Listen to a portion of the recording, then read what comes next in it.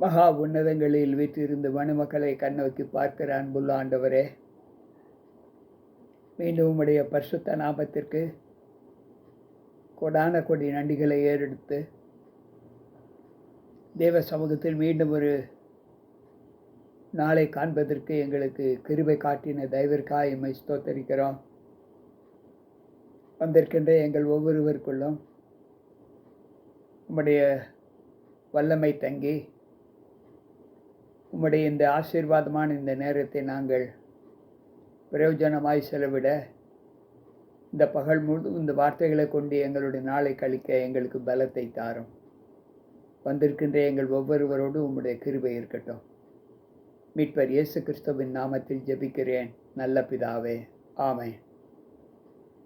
அன்புள்ள உடன் விசுவாச பிள்ளைகளே, கர்த்தருடைய பரிசுத்த நாமத்திற்கு கொடான கொடி ஸ்தோத்திரங்களை ஏறெடுத்து தேவ சமூகத்தில் வந்திருக்கிற உங்கள் அனைவருக்கும் இந்த செவ்வாய்க்கிழமையின் காலையின் வாழ்த்துக்களை தெரிவித்துக் கொள்கிறேன். கர்த்தர் நம்மோடு இருப்பாராக. இன்றைக்கு தேவன் இரண்டு முக்கியமான நபர்களை குறித்து அவர் வேதாகமத்தில் சொல்லி இருக்கிற ஒரு சம்பவம் என்ன என்றால், ஒன்று ஏனோக்கு, இன்னொன்று எலியா. இவர்கள் இருவருடைய வாழ்க்கையிலும் இவர்கள் ஆண்டவரை எப்படி பின்பற்றி நடந்தார்கள் என்பதை குறித்து வேதாகமத்தில் ஆண்டவர் சொல்லுகிறார்.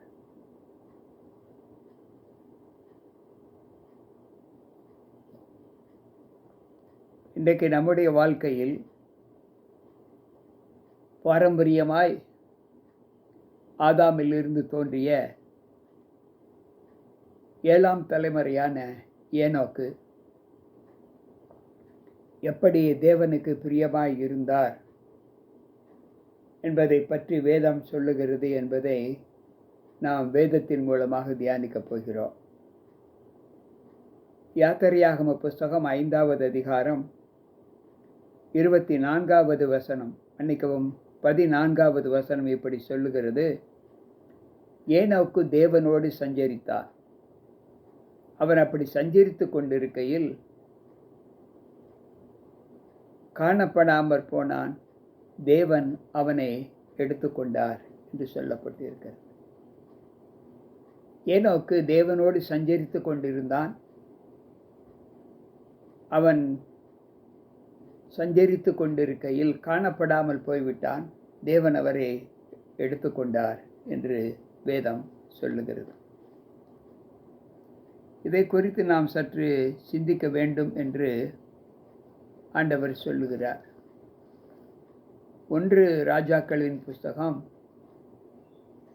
9வது அதிகாரத்தை நாம் வாசித்து பார்த்தால் அங்கு ஆண்டவர் சொல்லுகிற சத்தியம் என்ன என்பதை நாம் சற்று யோசித்து பார்ப்போம். அவர் சொல்லுகிறார், ஈராம் ராஜாவுக்கு 120 தாலந்து பொன் அனுப்பினான். அன்பு பிள்ளைகளே, இங்கு வேதம் சொல்லுகிற வார்த்தை, மன்னிக்க வேண்டும், நான் தவறுதலாக சொல்லிவிட்டேன். 1 ராஜாக்களின் புஸ்தகம் 9:4, நான் உனக்கு கட்டளையிட எல்லாவற்றையும் நீ செய்து என் கட்டளைகளையும் என் நியாயங்களையும் கை கொள்ளும்படிக்கு என் சமூகத்தில் மன உத்தமமும் செம்மையுமாய் உன் தகப்பனாகிய தாவீது நடந்தது போல நடப்பாயானார். அன்பு பிள்ளைகளே, சாலமோனை குறித்து ஆண்டவர் சொல்லுகிற ஒரு போதனை, நான் உனக்கு கட்டளையிட்டதை எல்லாவற்றையும் நீ செய்து என் கட்டளைகளையும் என் நியாயங்களையும் கை கொள்ளும்படி என் சமூகத்தில் மன உத்தமமாயும் செம்மையுமாயும் உன் தகப்பனாகிய தாவீது நடந்தது போல நடப்பாயானால். ஆண்டவர் ஒரு கேள்விக்குறி வைக்கிறார். ஏனோக்கு தேவனோடு சஞ்சரித்து கொண்டிருக்கையில் அவர் எப்படி சஞ்சரித்தார் என்பதை தாவீது மூலமாக நமக்கு எடுத்து காண்பிக்கிறார். தாவீது தேவனிட்ட எல்லா கட்டளைகளையும் நியமங்களையும் நீதிகளையும் நியாயங்களையும் கைக்கொண்டு தேவ சமூகத்தில் உத்தமமாய் நடந்தது போல சாலமோனே நீயும் நடந்தால் அதனுடைய முடிவு என்ன? ஆசீர்வாதம். அந்த ஆசீர்வாதத்தை எப்படி தேவன் அவருக்கு காண்பிக்கிறார்? இந்த வார்த்தையை இன்னொரு மனிதர் மூலமாக ஆண்டவர் நமக்கு சுட்டி காண்பிக்கிறார். அது யார் என்றால், ஆதியாகம புஸ்தகத்திலே நாம் வாசிக்கும்போது, ஆதியாகம புஸ்தகம் வேதம் சொல்லுகிறது,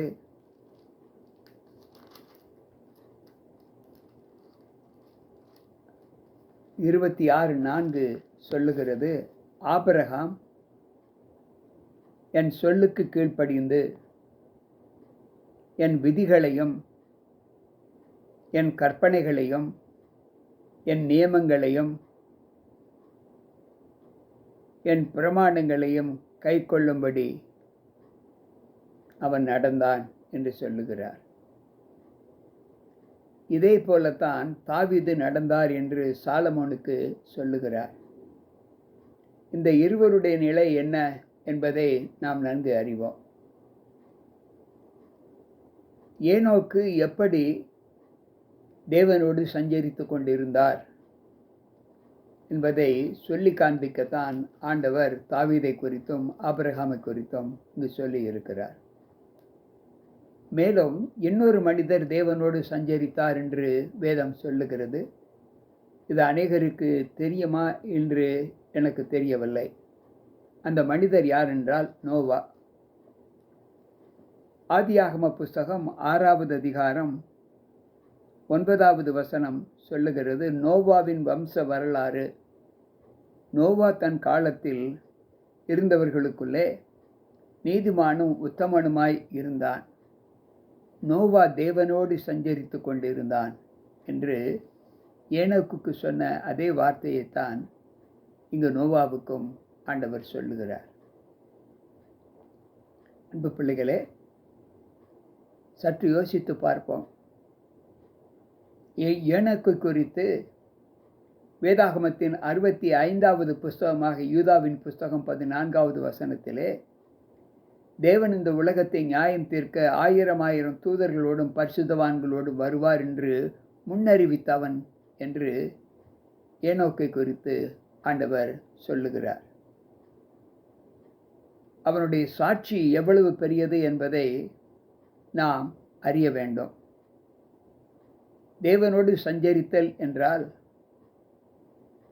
சங்கீதக்காரர் சொன்னது போல கர்த்தருடைய வேதத்தில் பிரியமாயிருந்து இரவும் பகலும் அவருடைய வேதத்தை தியானித்து அதன்படி செய்கிறவன் பாக்கியவான் என்று சொன்னாரே, அந்த அனுகூலத்தை இன்றைக்கு தேவனோடு சஞ்சரிக்கிறவர்கள் பெற்றிருக்க வேண்டும் என்று ஆண்டவர் சொல்லுகிறார். அவரால் அவரால் அறியப்பட்டவர்கள் எப்படி ஏனோக்கும் நோவாவும் எலியாவும் தேவனோடு சஞ்சரித்தார்கள் என்று சொல்லுகிற அந்த வார்த்தை எப்படிப்பட்டது என்றால், எந்த குணத்தின் அடிப்படையில் இருந்தது என்றால், ஆண்டவர் சொல்லுகிறார், வெளிப்படுத்தின விசேஷம் 17வது அதிகாரம் 14வது வசனத்தில், அவரை அறிந்த பிள்ளைகள் அவரால் தெரிந்து கொள்ளப்பட்டவர்களும் அவரால் அழைக்கப்பட்டவர்களும் அவரால் உண்மையுள்ளவர்களுமாய் இருக்க வேண்டும் என்று சொல்லுகிறார். இந்த 3 குணங்களையும் தேவனோடு சஞ்சரித்த ஏனோக்கு, நோவா, எலியா, இந்த 3 பண்புகளையும் அவர்கள் பெற்றிருந்தார்கள் என்று வேதம் சொல்லுகிறது. இதை நாம் நன்கு அறிவோம். எனக்கு பிரியமான தேவ பிள்ளைகளே, நம்முடைய காலங்களில் நாம் தேவனுக்கு எவ்வளவு உண்மையுள்ள சாட்சியாக நாம் இருக்க வேண்டும் என்பதை ஆண்டவர் சொல்லுகிறார். தேவனோடு சஞ்சரிப்பது என்பது ஒரு கிறிஸ்துவை தெய்வமாக கொண்டு வாழ்ந்தால் மட்டும் போதாது, செய்கையில் காண்பிக்க வேண்டும், நடத்தையில் காண்பிக்க வேண்டும். அப்பொழுதுதான் நாம் தேவனோடு சஞ்சரிக்கிற ஒரு அனுபவத்தை பெற முடியும். அங்கு எலியா தேவனை எடுத்துக்கொள்ளக்கூடிய ஒரு காலத்தில் அங்கு அவனோடு கூட இருந்த எலிசாவை குறித்து அவர் சொல்லுகிற ஒரு சம்பவம் என்ன என்றால், நம்முடைய காலங்களில் நாம் தேவனுக்குள் வாழ்கிற அந்த வாழ்க்கை எப்படிப்பட்டதாய் காணப்படுகிறது? ஒரு சமயம் எலியாவும் எலிசாவும் பேசிக்கொண்டு வரும்போது எலியா எலிசாவினிடத்தில் சொல்லுகிறார், அதாவது நான் தேவன் என்னை எடுத்துக்கொள்ளப் போகிறார். நான் எடுத்துக்கொள்ளப் போகும்போது நான் உன்னை விட்டு விலகி சென்று விடுவேன், நீ என்னை காண மாட்டாய் என்று சொல்லுகிறார். அப்பொழுது எலிசா சொல்லுகிறான், இல்லை, நீர் என்னை விட்டு போகக்கூடாது என்று சொல்லுகிறார். பின்பு எலியா தன் சால்வையை எடுத்து முறுக்கி தண்ணீரை அடிக்கும்போது அது இரு பக்கமாய் பிரிந்தது. அவர்கள் இருவரும் உலர்ந்த தரையை எட்டி அக்கறைக்கு போனார்கள். அவர்கள் அக்கறைக்கு புறப்பட்ட பின்பு எலியா எலிசாவை நோக்கி, நான் உன்னை விட்டு எடுத்துக்கொள்ளப்படும் முன்னே நான் உனக்கு என்ன செய்ய வேண்டும் அதை என்னிடத்தில் கேள், நான் உனக்கு தருகிறேன் என்று சொன்னார். எலியா கேட்கிறார், உம்முடைய ஆவியின் வரம் எனக்கு இரட்டிப்பாய் கிடைக்க வேண்டும்.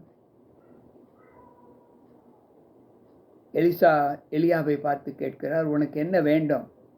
என்னிடத்தில் தாய், என்னிடத்தில் இருப்பதை உனக்கு கொடுக்கிறேன் என்று எலியா எலிசாவிடத்தில் சொன்னபோது எலிசா சொல்லுகிறார், உம்முடைய ஆவியின் வரம் எனக்கு இரட்டிப்பாய் கிடைக்க வேண்டும் என்று சொல்லுகிறார்.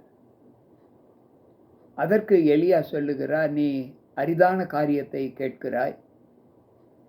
உன்னை விட்டு நான் எடுத்துக்கொள்ளப்படுகையில் நீ என்னை கண்டால், நான் எப்படி எடுத்துக்கொள்ளப்படுகிறேன் என்பதை நீ கண்டால் அது உனக்கு கிடைக்கும், இல்லாவிட்டால் கிடைக்காது என்று எலியா சொல்லுகிறார்.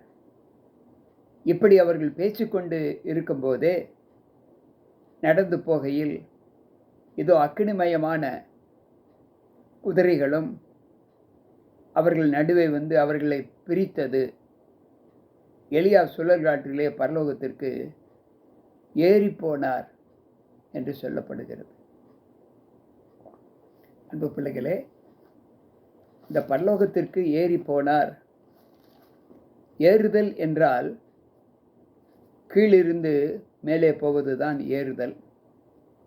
அந்த ஏறுதல் என்கின்ற வார்த்தை அங்கு ஏதாவது ஏணியோ அல்லது ஏதாவது ஸ்டெப்ஸ், படிக்கட்டுகளோ இருக்க வேண்டும். அப்பொழுதுதான் ஏறி போக வேண்டும், ஏற முடியும் என்று இங்கு ஆண்டவர் சொல்லுகிறார். ஒரு விசை யாக்கோபு ஜெபித்த போது, நீர் என்னை ஆசீர்வதித்தால் ஒழிய உம்மை விடமாட்டேன் என்று சொல்லுகிற அந்த ஜெபம், அந்த நிலை நம்ம எல்லோருக்கும் தெரியும். அப்பொழுது தேவ தூதர்கள் பூமியிலிருந்து பரலோகத்திற்கு ஏறி இறங்குவதை அவர் சொல்லுகிறார். அன்பு பிள்ளைகளே, இன்றைக்கு இந்த ஏறுதல் என்று சொன்னால் நம்முடைய நிலை என்ன என்பதை நாம் சற்று யோசித்து பார்க்க வேண்டும். அப்போஸ்தலர் நடவடிக்கைகளின் புஸ்தகம் 1வது அதிகாரம் 11வது வசனம். இயேசு கிறிஸ்து உயிர்த்தெழுந்ததற்கு பின்பு பரலோகத்திற்கு செல்லும் ஒரு சூழ்நிலையை இங்கு வேதாகமத்தில் இடம்பெற்று இருக்கிறது. கலிலேயராகிய மனுஷரே, நீங்கள் ஏன் வானத்தை அண்ணாந்து பார்த்து கொண்டு நிற்கிறீர்கள்? உங்களிடத்திலிருந்து வானத்திற்கு எடுத்து கொள்ளப்பட்ட இந்த இயேசுவானவர் எப்படி உங்கள் கண்களுக்கு முன்பாக வானத்திற்கு எழுந்தருளி போனாரோ, ஏறி போனாரோ, அப்படியே மறுபடியும் வருவார் என்றார்கள். அன்பு பிள்ளைகளே, சற்று யோசித்து பார்ப்போம். மேகங்களின் வழியாய் ஏறி போனார். இன்றைக்கு நம்முடைய வாழ்க்கையில் தேவன் எப்படி தம்முடைய பிரசன்னத்தை நமக்கு கொடுப்பார் என்பதை நாம் எல்லோரும் நன்கு அறிந்திருக்கிறோம். இங்கு இதை குறித்து தாவீது பாடும்போது 47வது சங்கீதம் 5வது வசனத்தில் தேவன் ஆர்ப்பரிப்போடும் எக்கால சத்தத்தோடும் உயர எழுந்து அருளினார் என்று சொல்லப்பட்டிருக்கிறது. எனக்கு பிரியமான தேவ பிள்ளைகளே, உயர எழுந்து அருளினார். இன்றைக்கு இந்த சம்பவத்தை குறித்து நாம் பார்க்கும்போது நாம் எந்த அனுபவங்களை நாம் இந்த சத்தியத்தின் மூலமாக கற்றுக்கொள்ள முடிகிறது என்பதை யோசித்து பார்ப்போம்.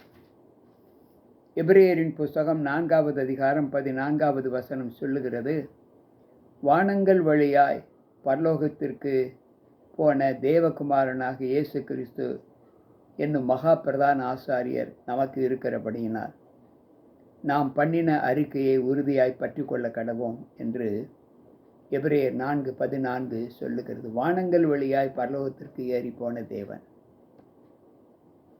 கிறிஸ்து இயேசுவுக்குள் அன்பான உடன் விசுவாச பிள்ளைகளே, இன்றைக்கு பரலோகத்தில் இருந்து தேவன் நம்மை கண்ணோக்கி பார்க்கிறார். நன்மை செய்கிறவன் இல்லை, ஒருவனாகிலும் இல்லை, எல்லோரும் வழி விலகி கெட்டுப்போனார்கள் என்று பரலோகத்திற்கு ஏறி போன தேவன் இந்த பூமி நிலைமையை குறித்து சொல்லுகிறார். 14வது சங்கீதம் 1-2வது வசனத்திலே இதை நாம் வாசிக்கலாம். அப்படி என்றால் இன்றைக்கு தேவனோடு சஞ்சரிப்பது என்றால் என்ன என்பதை நாம் நன்கு அறிந்து கொண்டோம். கிறிஸ்துவை ஏற்றுக்கொண்ட நாம் உண்மையில் அந்த வாக்குகளை ஏற்று நடக்கிறோமா? அவருடைய நியமம், அவருடைய பிரமாணங்கள், அவருடைய கட்டளைகள், அவருடைய நீதிகள், நியாயங்கள், இவைகளை எல்லாம் கை கொண்டு நடக்கிறோமா என்பதை யோசித்து பார்ப்போம். பரலோகம் செல்ல வேண்டும் என்கின்ற அனுபவம், ஒரு ஆசை நம்முடைய உள்ளத்தை நிரம்பி இருந்தாலும் அந்த ஆசை எப்பொழுது நிறைவேறும் என்றால் ஆண்டவர் சொன்ன விதிமுறைகளின்படி நடந்தால் மட்டுமே. அப்படி இல்லை என்றால் அவர் பரலோகத்திற்கு நம்மை எடுத்து செல்ல மாட்டார். அன்பு பிள்ளைகளே, அந்த எலியாவின் ஆவியை அவனுடைய சீடனாகிய எலிசாவுக்கு